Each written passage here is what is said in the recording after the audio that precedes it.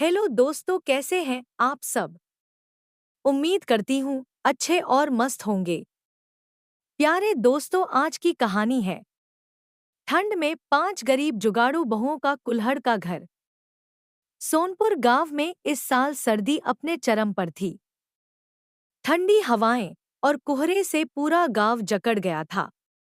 गांव के लोगों के लिए सर्दी से निपटना एक बड़ी चुनौती बन गया था, खासकर उन लोगों के लिए जिनके पास पक्के मकान नहीं थे।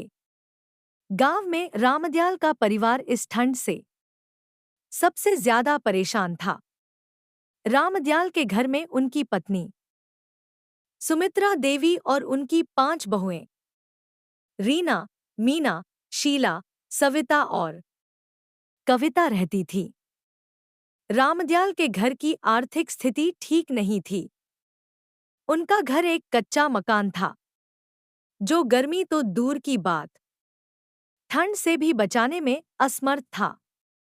बहुओं को यह चिंता सता रही थी कि सास-ससुर इस ठंड में कैसे सुरक्षित रहेंगे। सुमित्रा देवी खुद भी अपने बच्चों के लिए चिंतित थी, पर वह जानती थी कि उनकी बहुएं बड़ी जुगाड़ू हैं।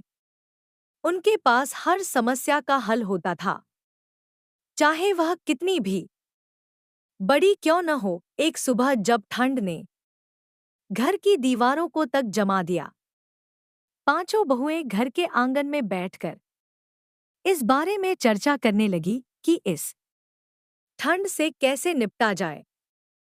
रीना, जो सबसे बड़ी बहू थी, ने कहा, हमारे पास कंबल और रजाइयां तो हैं, लेकिन ये ठंड के लिए पर्याप्त नहीं है।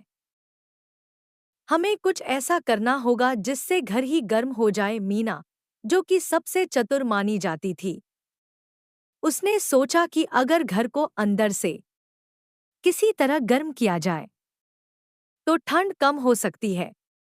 उसने कहा, अगर हम घर के अंदर कोई ऐसी चीज लगा दें जो ठंड से बचा सके, तो शायद यह समस्या हल हो जाए। शीला ने ध्यान से सुनते हुए कहा, हाँ, लेकिन घर के अंदर क्या लगाया जाए? हमारे पास तो ज्यादा सामान भी नहीं है। अब सविता और कविता भी इस चर्चा में शामिल हो गई। सविता ने एक विचार पेश किया, हमारे गांव के पास मिट्टी का ढेर पड़ा है और ठंड से बचने के लिए लोग अक्सर मिट्टी के कुल्हड़ या दिए जलाते हैं। क्यों न हम कुल्हड़ों का इस्तेमाल करके कुछ ऐसा बनाएं जिससे हमारा घर गर्म हो सके। कविता, जो सबसे छोटी बहू थी, ने उत्साहित होकर कहा, कुल्हड़, यह तो बढ़िया आइडिया है, लेकिन कुल्हड़ों का इस्तेमाल हम कैसे करें? अब बहुओं का दिमाग तेजी से काम करने लगा। उन्होंने तय किया कि वे कुल्हड़ों का घर बनाएंगी ताकि ठंड से घर को बचाया जा सके। सभी बहुओं ने तय किया कि वे मिलकर गांव के बाहर से कुल्हड़ लाएंगी। गांव के बाहर एक कुम्हार था, जो मिट्टी के कुल्हड़ और दिए बनाता था। वह ठंड के मौसम में हमेशा मिट्टी से बने सामान बेचता था, ताकि लोग उनमें आग जलाकर ठंड से बच सके। रीना और मीना ने कुम्हार के पास जाकर उससे कुल्हड़ मांगे। कुम्हार ने कहा, तुम्हें कितने कुल्हड़ चाहिए? रीना ने हंसते हुए कहा, भैया, जितने ज्यादा हो सकें उतने दे दो, हमें पूरा घर कुल्हड़ों से ढकना है। कुम्हार यह सुनकर हैरान हो गया, लेकिन उसने सोचा कि अगर बहुएं ऐसा कुछ सोच रही हैं, तो जरूर उनका कोई जुगाड़ होगा। उसने बहुओं को सैकड़ों कुल्हड़ दे दिए और वे सब उन्हें लेकर घर वापस आ गईं। अब बहुओं ने ठान लिया कि वे कुल्हड़ों का घर बनाएंगी।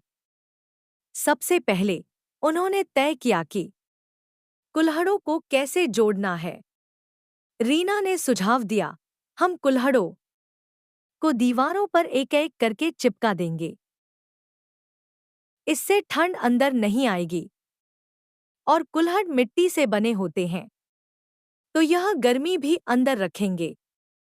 मीना ने कहा, सिर्फ चिपकाने से काम नहीं चलेगा। हमें इन्हें एक सांचे में ढालना होगा ताकि यह दीवार की तरह मजबूत हो। शीला ने तुरंत गांव से कुछ गोबर और मिट्टी इकट्ठा कर लिया। उसने मिट्टी और गोबर का मिश्रण बनाया और कहा, हम इस मिश्रण का इस्तेमाल कुल्हड़ों को जोड़ने के लिए करेंगे।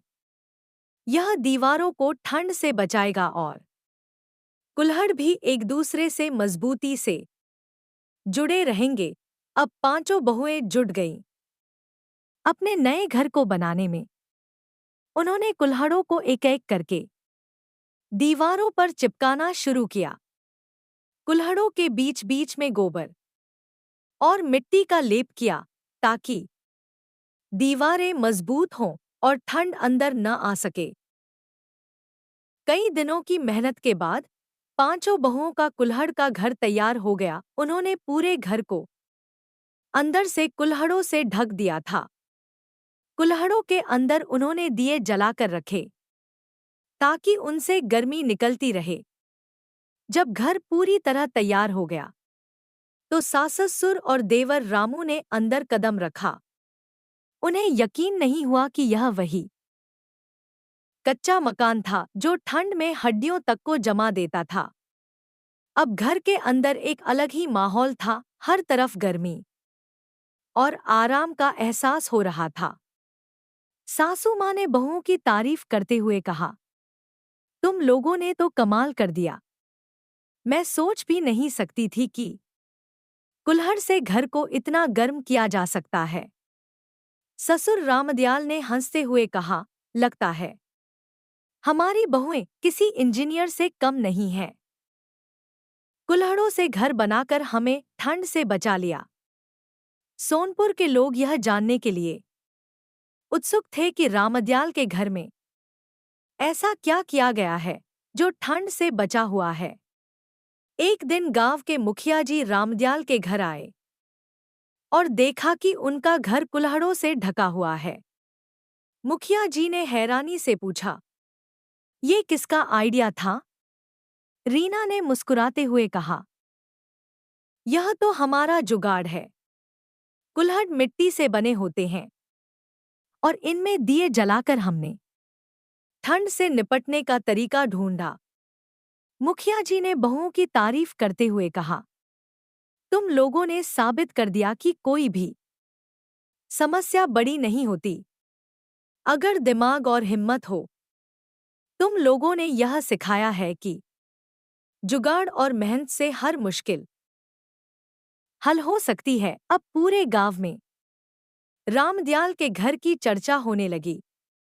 लोग उनके घर आकर कुल्हड़ से बने दीवारों को देखते और बहुओं की तारीफ करते। कई लोगों ने तो उनसे सीखकर अपने घरों में भी कुल्हड़ लगाने शुरू कर दिए ताकि ठंड से बचा जा सके। सर्दियों की ठंड में जब रामदयाल के घर में गर्मी का माहौल था, तब गांव में मकर संक्रांति का त्योहार आया। गांव के लोग रामदयाल के घर आए और देखा कि कुल्हड़ों से बना यह घर एक तरह का त्योहार जैसा लग रहा था। दीवारों पर जलते हुए दिए घर को रोशन कर रहे थे और कुल्हड़ों की सुंदर सजावट ने पूरे घर को त्योहार जैसा बना दिया था। गांव के लोग इस बार रामदयाल के घर को देखने के लिए इकट्ठे हुए। मुखिया जी ने कहा, इस साल का मकर संक्रांति का त्योहार रामदयाल के घर पर मनाया जाएगा। हम सभी बहुओं की मेहनत और उनकी जुगाड़ की तारीफ करेंगे।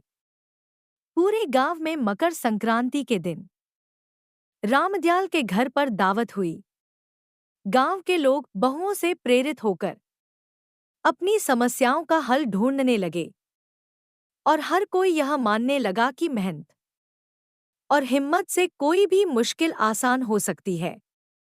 इस कहानी से यह सीखने को मिलता है कि चाहे हालात कितने भी मुश्किल क्यों न हो, जुगाड़ और मेहनत से हर समस्या का हल निकाला जा सकता है।